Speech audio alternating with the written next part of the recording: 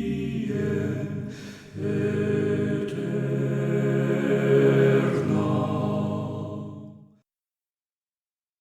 Hi there, this is Brent. And this is Amanda, We are the Unreliable Narrators. here to talk about the strangeness, the mystery, and the wonder of Gene Wolfe's prose. What is time? What is memory? What is a person? Is this reality? Where are we? Do we exist? Have you ever considered that all your choices of what brought you right here to this very moment? Episode number 16, Filipina Baby. Amanda, Filipina Baby? I haven't seen this in any Gene Wolfe bibliographies. Well, that's the strange thing about it. It really isn't in any Gene Wolfe bibliographies. But someone went hunting and found a publication that had an otherwise uncredited Gene Wolfe story in it. Rooting around, like, I don't know, a pig at the base of an oak tree looking for, I don't know, truffles maybe? Truffle pigging? Truffle pigging. Does anyone around here like to go truffle pigging? Yeah.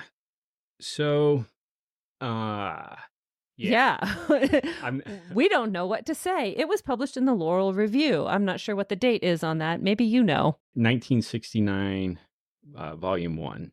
Okay, so Filipina Baby. Yeah. So I guess okay. So it says Gene Wolfe. Yes, it does. Spelled just like our Gene Wolfe. Yeah. So there are several other Gene Wolfes when you go in library catalogs, in used book catalogs.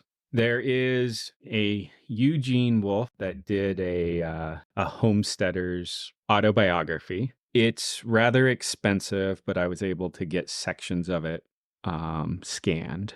I don't think that the writing style is anything. Yeah, it seems totally unrelated. Yeah, it's a rougher vernacular style for that Right. biography, which would make sense because it was a homesteader who was a farmer and a rancher. Yeah, Eugene. Yeah. There is a Gene Wolfe that is credited, you'll see on a lot of like the Disney picture books. And Right, some kind of illustrator? Yeah, so Yes. he was an illustrator that adapted cartoons into children's books? Yeah, children's books. And Yeah. there's some Tom and Jerry, Disney and Tom and Jerry, and then a few other things. And that's not our Gene Wolfe. Right. And then, So if you're looking for a complete Gene Wolfe collection, you don't have to hunt down those Disney children's books. yeah, there's another Gene Wolfe who was an advertiser. Oh, okay. Yeah, so and he gets credited with certain things. Sometimes he'll show up in indexes, and it'll be indexed as Gene Wolfe, but when you actually look it up, it's either an article that's actually an advertisement that's pretending to be an article about a product, or it'll be an actual advertisement on the page, and it's Gene Wolfe and Company or Gene Wolfe Advertising Company. And I doubt that Gene Wolfe was actually writing a lot of the stuff that I was reading on those pages, but the style seemed totally different. Yeah, so I wouldn't have thought that Gene Wolfe would be that common of a name, but if you give enough span of time, you can probably come up with any combination. Yeah. Are there other Brent Towels floating around the world? There is a guy that used to live in South Carolina, and he was, I think he was in the military. And occasionally I would get either letters in the mail or stuff that was supposed to go to him, or sometimes an email too. So that's a little bit more chaotic than my situation, which is where, for many years, my sister-in-law and I had the same name until she got married and changed her last name. There were two of us, and we lived in the same town, and we had a lot of the same friends, a lot of overlap. And for a time, I was an adjunct professor at the same university where she was enrolled as a student. So she would often get emails intended for me. Ah. So good times. So the publishing. Yes. So this would have been early Wolfe. If this was written by Gene Wolfe, it would have been around the time he was writing Trip Trap. Right. One thing reading Filipina Baby, I'm like, yeah, this feels like a fairly mature author. Yes. But then when you read Trip Trap, it feels like a very mature author that's writing that. So I don't think that we're not comparing this to say Operation Aries or, some of the other stuff. Right. As far as it not being in any indexes, his Easter story with the priest, the reverend that doesn't recognize that he's talking with Satan, that one isn't listed so Easter Sunday isn't listed in a lot of indexes. And if you go back and read the old Earth mailing list, there's some back and forth about it where he was asked about it and he's like, "Oh yeah, no, I didn't write that."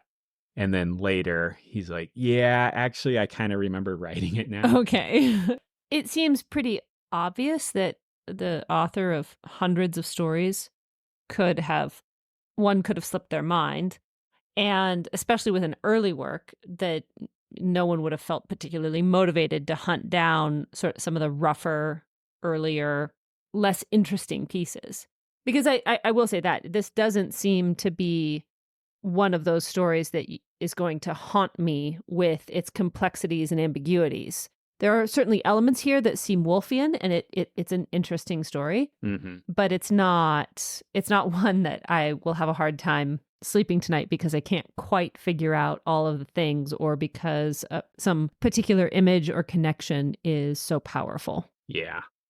So I think that's most of the framework for the. Is there Yeah, anything you want to add? no, I think that we're talking about a story. It's not certain that it's our Gene. We're being very possessive here. We're not certain that this is the Gene Wolfe, but it seems at least possible that it is. I don't know if I want to weight the probability, but I wouldn't dismiss it out of hand. Yeah, I guess we can talk about that more towards the Yes. end. I guess I'll just give the Yeah, the recap. summary. Yeah, Yeah. so it's about a Filipino woman after World War II where she had married an American, I believe. Oh, I disagree about it being an American, but she'd married a soldier. Yes, a soldier. I guess I assumed it was an American, which I probably shouldn't have. That's okay.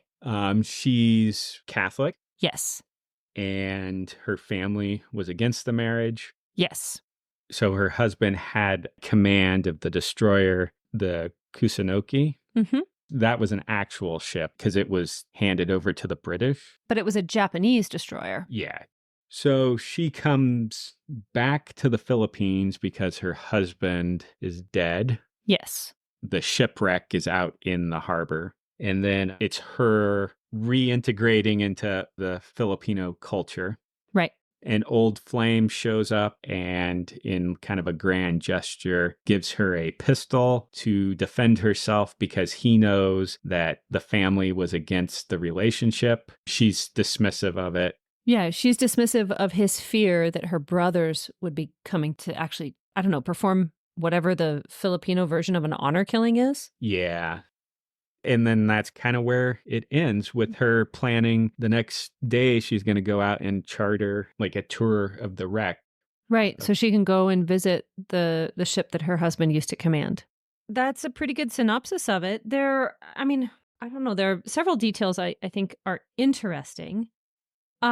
She is looking for a way to kind of enter her life as a widow and mentally adjust to being alone, which is why she comes back to the Philippines via a boat rather than flying, which she says she's able to do. So apparently her husband has left her with sufficient inheritance or sufficient assets that she is not destitute. Yeah. So this returning to the Philippines seems very much to be a free choice she's making. She's not constrained to go back home. She wants to go back home. Yeah. No, that makes sense.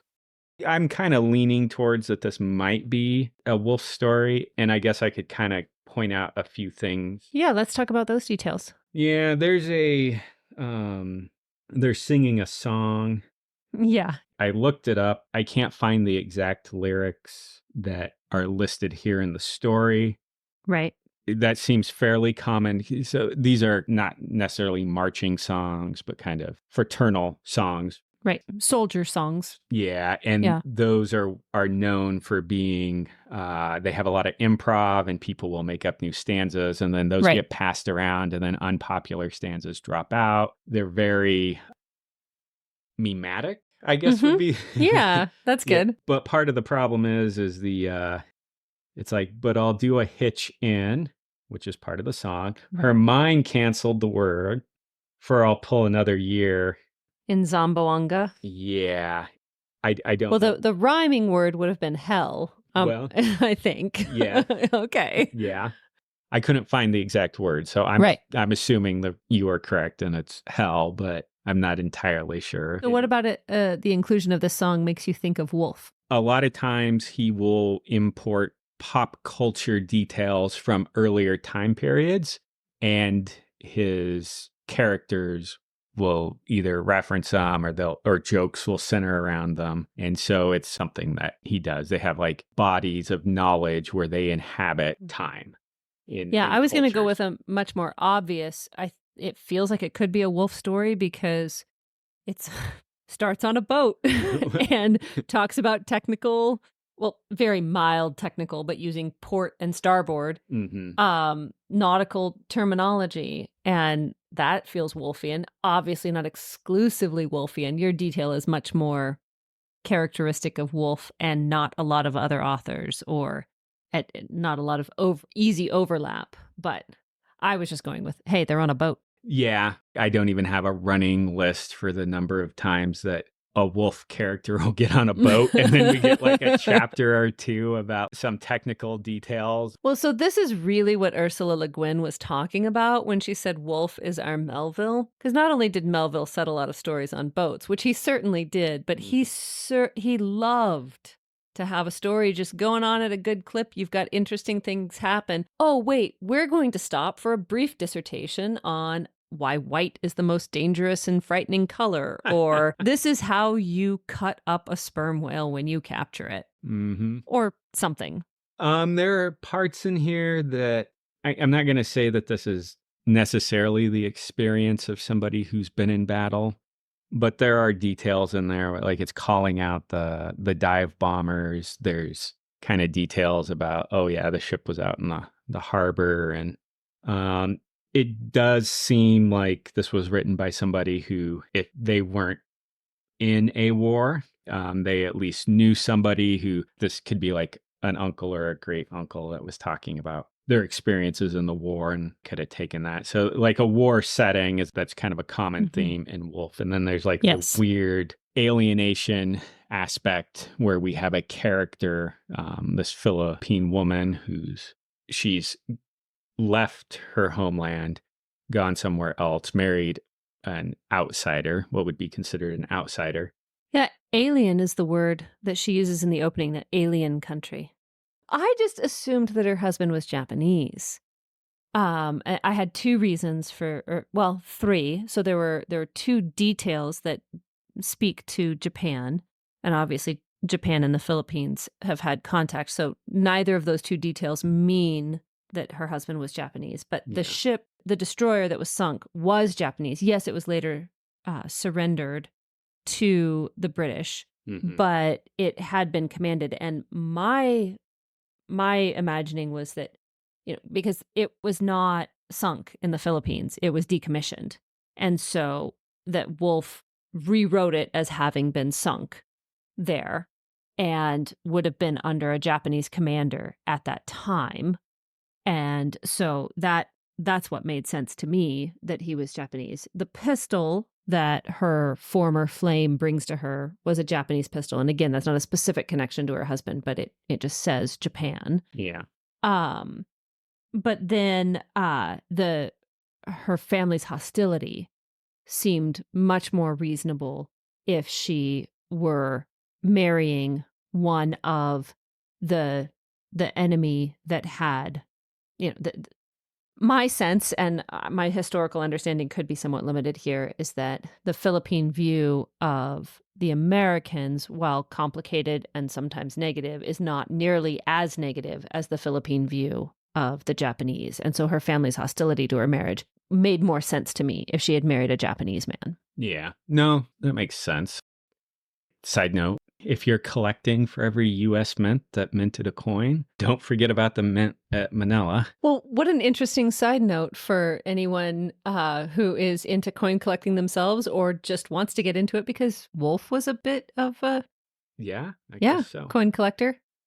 So, one thing in here, which I'm going to bring up, and it doesn't necessarily disagree with what you're saying, but it's thinking of how her husband would have said it in his precise nautical English. Oh, yeah, that's a really obvious detail against mine. But at the same time, if my understanding is the Japanese officers, they were like English wasn't an unknown. Like most of these people would have been fairly well educated. Mm-hmm. He could have been using English. Yeah, and I don't know either, but that's okay. The fact that she's Catholic doesn't, there's hints of Catholicism in here, but I don't feel like anything necessarily turns on Catholic doctrine. No, there's just the reference to Spanish Catholic culture and a long mourning period. Yeah. And then there's another part, this could be overreading on my part, but Wolfe often used blue and green and comparisons between blue and green. And there are a few sections in here where it talks about the blue-green of the water, or that, there's the blue contrasted against something else that's green. That may not be, I may be like straining at gnats here to kind of be like, oh yeah, it's like you wouldn't be the first Wolfe reader to do so. Yeah. So like I'm very hesitant there. There's so the husband, we don't get the husband in here. No. But we get the interpretation of the husband through his friend. Yes. So, and then the awkwardness of his friend interacting with his wife. Like he's trying to comfort her, but he's doing it in terms that, because he's like talking about like, oh, he was a good sailor. Right. His professional appreciation of her husband somehow is supposed to make her, I don't know, feel connected. And she realizes she was oblivious to his technical expertise and his professionalism. Yeah. And that's a reoccurring Wolfe theme where two characters will be talking to each other but they're having, I mean, I did reference Trip Trap, but it's like two characters talking not to put too fine a point on it. Way past each other, but they're in the same story. Mm-hmm. I don't know. It could be. And he also does have characters. I think I can't think of who specifically, but he does have characters where spouses don't understand one another's lives, particularly the professional life being somehow obscured. Yeah. Within the context of the relationship. And then given Wolfe's, I don't know if underdog, oftentimes the marginalized, he points that out. So then from the cradle, it's the Egyptian character who's the programmer on the AI who saves up, and he's only got like a few thousandths of a millicents. Right. With the Abos in the Beta Cerberus, right, we get their life at the margins of the larger colony life, or people that claim to be them, or what. Right. Their apparent presence at the margins. Yeah. So having a story set in the Philippines, especially where it's like you get the Spanish, then the US, then the Japanese. So in one sense, I think that the Philippines, their experience, Wolfe would be somewhat drawn to that. Mm-hmm. I can't think of any other story where he sets a story in the Philippines. No, I can't think of one either, but I have far from an exhaustive knowledge. Now, check back when we're 1,000 episodes in. But yeah, what you're saying about people on the margins and that life on the margins, that is, I think, an overriding theme. And also, I think, explains a lot of the things that will raise repetitive and sometimes uninteresting questions, like why prostitutes? Mm-hmm. Well, who else could be more on the margins of society? Yeah. And then there's the Eaters of the Dead. Yeah. We did, and he took the time to point out the dictator in Uganda who had Right. killed all those people Yeah. in the genocide that happened there. So he definitely was interested in those political issues. Which brings us back to Catholicism. And maybe there's some Catholic doctrine there. About Maybe. maybe. I don't know. About the downtrodden. I don't know if there's anything explicit in Catholicism. No, okay. I'll be quiet now. I don't know. The more we talk about it, the more I'm coming down on the side of, well, this definitely, if it's not our Gene Wolfe, it's somebody who has similar perspectives and interests. Yeah. And then and we're left with a springboard out into a story because now, okay, so now I'm going to jump over to one that we haven't done yet, but I was thinking about the last Birdhead, the Vandermeer Oh, yes. anthology collection for charity. All the action in that one, like he spends time setting it up, and Mm-hmm. then you have the drunk sleeping at the bar. They're prepping for a joke where they're going to the bartender to tip them for making a imaginary drink. We don't get the actual action. Right. Here we're left with she's going to go out and look at the destroyer, but there's this unresolved tension with her reintegrating back in with her family and her culture. Yeah. And so we have an elusive retrospective on her life. Not a lot of details, but allusion to her previous life, the one where, well, two phases of it, where she was in the Philippines as a child, and then her marriage that we don't hear much about, just that it happened. Yeah. And then we have a prophetic vision of a bifurcating prophetic vision of what her life will be like in the Philippines. She's going to rent a house and she's going to rent a boat and she's going to do these things. But also, at least her former lover is concerned about her family's violence. And so she may not be able to peacefully reintegrate into her culture. But we're in a transitional moment. We're in this space between her previous life and her future life, her potential future life. Yeah. So it ends with her tossing the pistol in the sagging dresser. Once again, we get like this tropical, just all the humidity. Yes. And it's like, yeah, the bottom of the drawer is sagging because it's constant. It's warping. Yeah, warping. Yeah. So she puts it in there and she's thankful for the machismo gesture. I'm not even sure if that's, yes. I think that's kind of that. I think that's the flavor that's going on here. Yeah, this man who once loved her, but who has since married someone else. Yeah, wants to make sure she has a way to protect herself in case her brothers do get back to or get worked back up to being indignant about her leaving.